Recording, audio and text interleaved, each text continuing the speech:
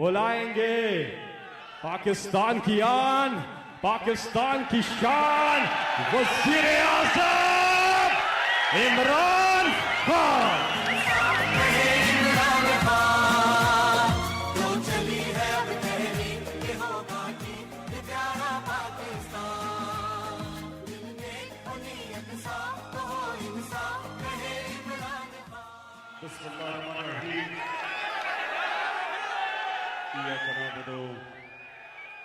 वइय्याका नस्तईन। पहले तो मैं कोटली के रहने वाले शहरियों, मेरे प्यारे कश्मीरियों और पाकिस्तानियों, इस शानदार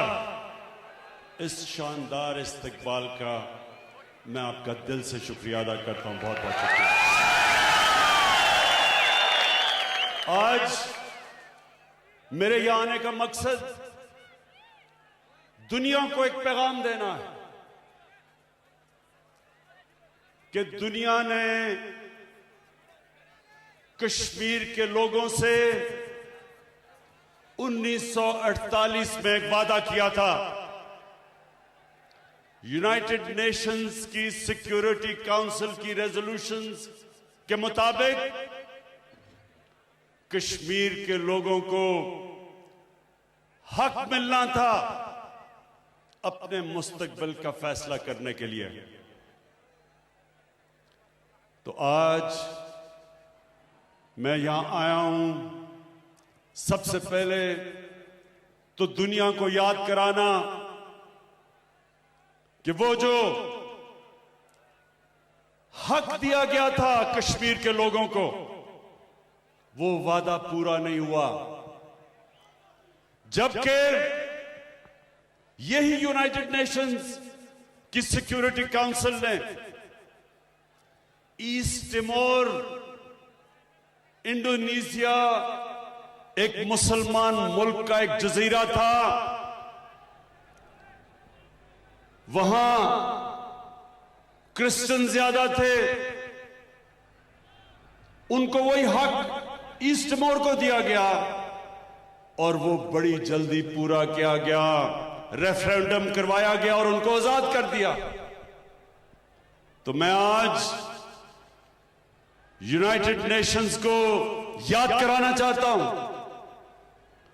मैंने यूनाइटेड नेशंस की जनरल असेंबली में भी याद कराया, आज भी करा रहा हूं और हमेशा याद कराऊंगा कि आपने अपना हक पूरा नहीं किया। आपने जो वादा था वो पूरा नहीं किया। और दूसरी चीज, मैं कश्मीर के लोगों को यह कहना चाहता हूं कि इंशाअल्लाह जब ये आपको आपका हक मिलेगा, कश्मीर के लोगों को मकबूजा कश्मीर और आजाद कश्मीर, कि जब आप अपनी मुस्तकबिल का फैसला करेंगे और कश्मीर के लोग इंशाअल्लाह जब पाकिस्तान के हक में फैसला करेंगे, मैं ये भी आज कहना चाहता हूं कि उसके बाद पाकिस्तान कश्मीर के लोगों को वो हक देगा, उनको वो राइट देगा कि आप आजाद रहना चाहते हैं या आप पाकिस्तान का हिस्सा बनना चाहते हैं। ये आपका हक होगा। मैं आज दूसरी वजह से यहां इसलिए आया हूं कि मैं मकबूजा कश्मीर के लोगों को एक पैगाम देना चाहता हूं। और जिस तरह अभी मेरे से पहले वजीर खारजा ने कहा कि सारा पाकिस्तान आज मकबूजा कश्मीर की आवाम के साथ खड़ा है, लेकिन सिर्फ सारा पाकिस्तान ही नहीं आपके साथ खड़ा, मुसलमान दुनिया आपके साथ खड़ी है। अगर मुसलमान हुकूमतों में किसी भी वजह से, किसी की वजह से भी अगर वो आपको आज सपोर्ट नहीं कर रही। ये मैं आपको यकीन दिलाता हूं कि सारी मुसलमान दुनिया की अवाम मकबूजा कश्मीर के लोगों के साथ खड़ी है। बल्कि मैं इससे भी आगे जाता हूं, वो लोग जो मुसलमान भी नहीं लेकिन जो इंसाफ पसंद हैं, वो भी सब आज समझते हैं कि कश्मीर के लोगों को वो हक देना चाहिए जो यूनाइटेड नेशंस ने वादा किया था। मैं ये भी कश्मीर के मकबूजा कश्मीर के लोगों को आप पैगाम देना चाहता हूं कि हमें सब एहसास है जिस तरह के जुल्म आप पे हुए हैं और हो रहे हैं, जिस तरह घरों में खबर आती है, मां बाप को खबर आती है कि उनके बेटे को गायब कर दिया गया, कहीं ले गए, जेल पे ले गए, या खबर आती है कि बेटा शहीद हो गया। मैं आपको एक बाप होते हुए ये कहना चाहता हूं कि हम सबको पता है कि आपके ऊपर क्या गुजरती होगी, किस किस्म की तकलीफों का आप सामना कर रहे हैं, किस किस्म के जालिम का आप मुकाबला कर रहे हैं और खड़े हैं आप। मैं ये भी आपको कहना चाहता हूं कि मेरे में जितनी भी हिम्मत हुई, हर फोरम के ऊपर मैं आपकी आवाज बुलंद करूंगा और कर रहा हूं और करता रहूंगा, चाहे यूनाइटेड नेशंस हो, चाहे दुनिया के लीडर्स हो, यूरोपियन यूनियन के लीडर्स हो, बर्तानिया का जो पिछला अमेरिका का सदर था, 3 दफा उससे मैंने ताकीद की कि कश्मीर का मसला हल करें। मीडिया के ऊपर आपकी आवाज उठाऊंगा। आप मुतमईन हो जाएं कि जब मैंने कहा था कि मैं कश्मीर का सफीर बनूंगा, जब तक कश्मीर आजाद नहीं होगा, सारी जगह आपकी आवाज बुलंद करूंगा।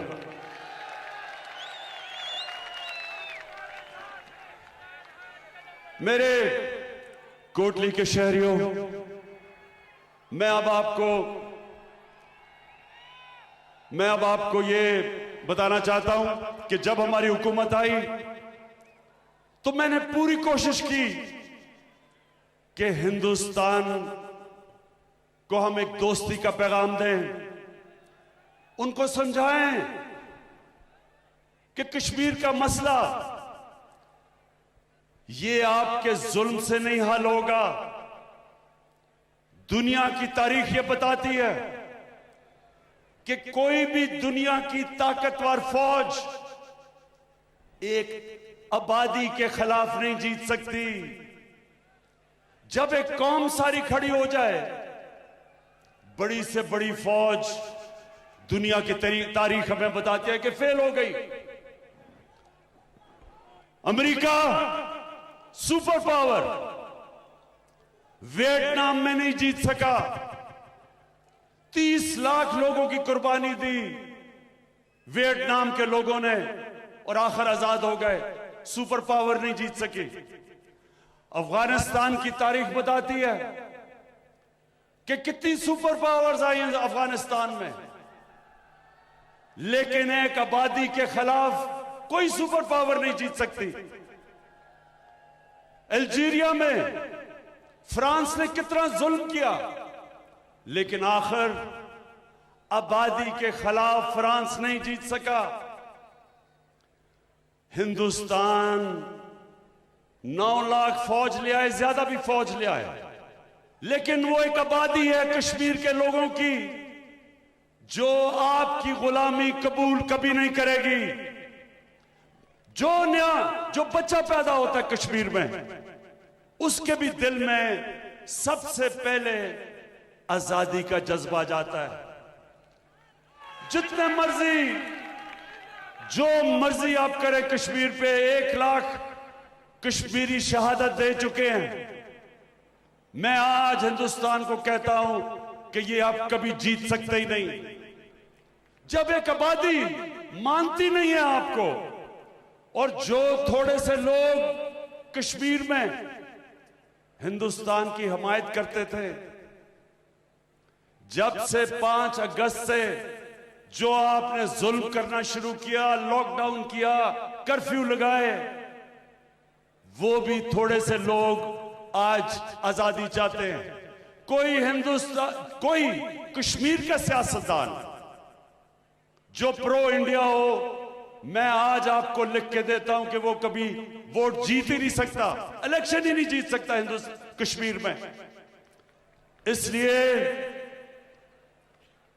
इसलिए मैंने जो पहले आपसे नरेंद्र मोदी, मैंने कोशिश की थी आते साथ ही कि हम अपने ताल्लुकात ठीक करें और कश्मीर का मसला हल करें डायलॉग के जरिए, यूनाइटेड नेशंस की रेजोल्यूशन के तहत हम हल करें। मैं फिर से आपको कह रहा हूं कि और कोई दूसरा रास्ता नहीं है। मैंने जब आपको तब कहा तो मुझे समझ नहीं आई, शुरू में मुझे समझ ना आए कि ये क्यों नहीं मेरे साथ आगे बढ़ रहा है, डायलॉग क्यों नहीं कर रहा। फिर जब पुलवामा हुआ और पुलवामा के बाद जब बालाकोट पे हिंदुस्तान के जेट ने आके हमारे दरख्तों को शहीद किया,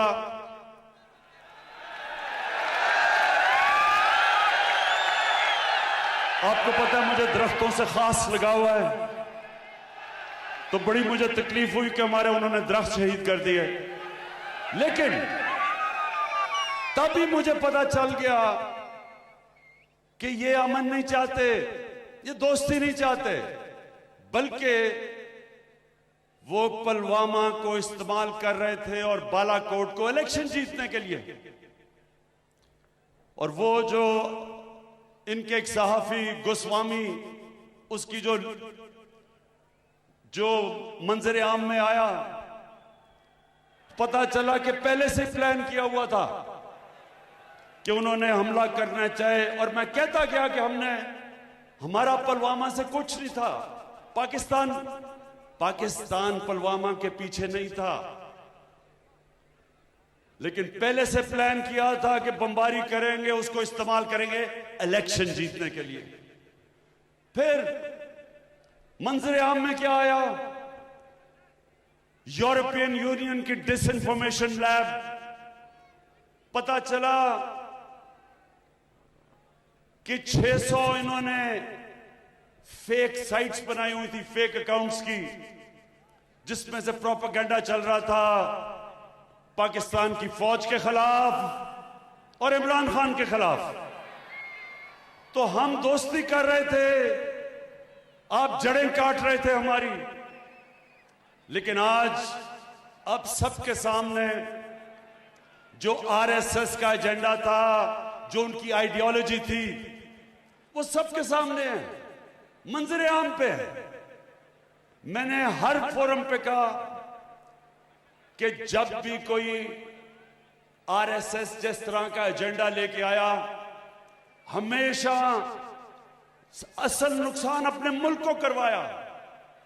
आज हिंदुस्तान में हालात देखें, मुल्क तकसीम हुआ है। असल में आरएसएस की आइडियोलॉजी ने सबसे ज्यादा नुकसान हिंदुस्तान को पहुंचाया और पहुंचाएगा। आज हिंदुस्तान के किसान निकले हुए हैं, मुसलमानों के जो हालात हैं वो सबके सामने हैं। जो उन्होंने 2 सिटीजनशिप की लेजिस्लेशन लेके आए, मुसलमान अलहदा तंग, किसान अलहदा तंग, जो अकलियतियां हिंदुस्तान की वो सब डरी हुई हैं, क्योंकि इस तरह की आइडियोलॉजी थोड़ी देर के लिए तो फायदा पहुंचा देती है, इलेक्शन भी जिता देती है, लेकिन उसके बाद माशरे का सबसे ज्यादा नुकसान इस तरह की फैशिस्ट आइडियोलॉजी करती है। हमारे नबी सल्लल्लाहु अलैहि वसल्लम रहमतुल आलमीन थे, इंसानों के लिए रहमत बन के आए थे, रहमतुल मुस्लिमीन नहीं थे। सब इंसानों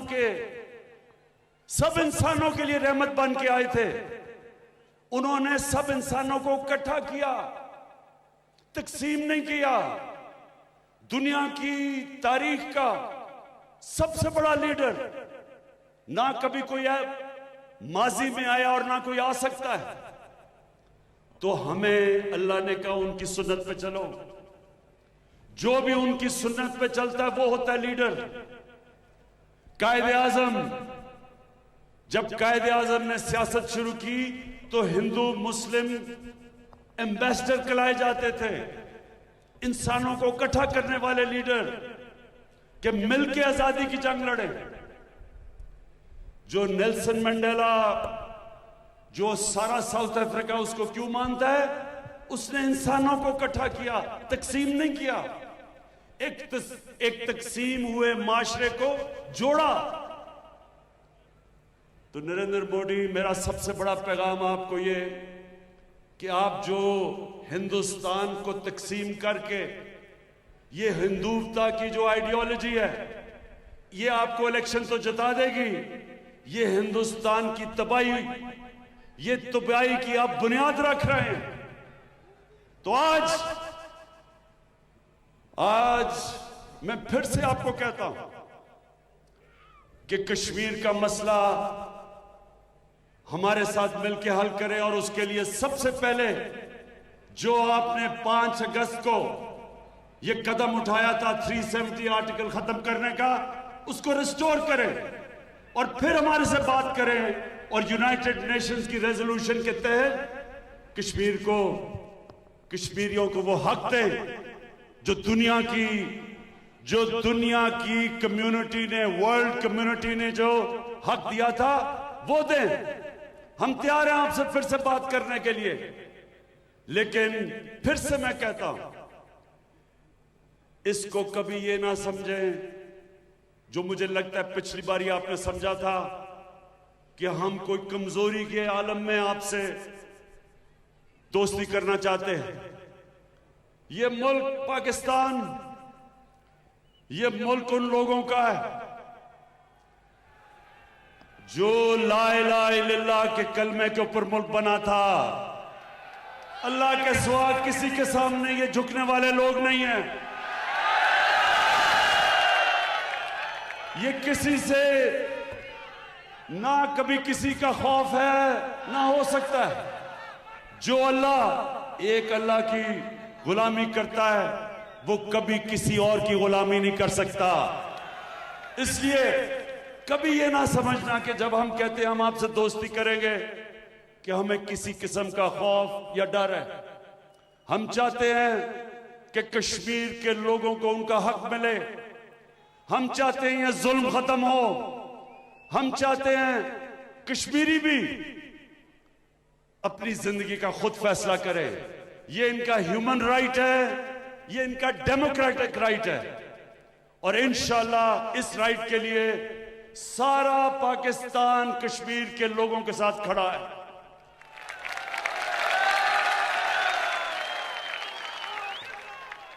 मैं आखिर में मैं जो बात करना चाहता हूं वो ये कि क्योंकि मैं अपने नबी सल्लल्लाहु अलैहि वसल्लम की सुन्नत पर चलने वाला हूं, मेरी भी पूरी कोशिश है कि मैं सारे अपने पाकिस्तानियों को इकट्ठा करूं, यूनाइट करूं, अपने सारे सूबों को इकट्ठा करूं, जो हमारे इलाके पीछे रह गए हैं उनकी मदद करूं। जिस तरह लाइन ऑफ कंट्रोल में लोगों को मुश्किल वक्त से गुजरना पड़ता है और ये बमबारी करते हैं, खास तौर पे मैं उनको पैगाम देना चाहता हूं कि हम आपकी पूरी मदद करेंगे।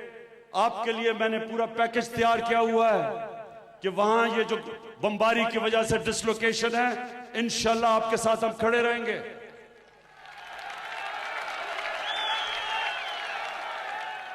मैं हर किस्म की सोच के साथ बात करने के लिए तैयार हूं, हर किस्म के नजरिए के साथ मैं बात करने के लिए तैयार हूं। लेकिन जो मैं कभी कभी किसी किस्म की मुफाहमत जो मैं नहीं करूंगा, मैं कभी बड़े बड़े डाकुओं को एनआरओ नहीं दूंगा।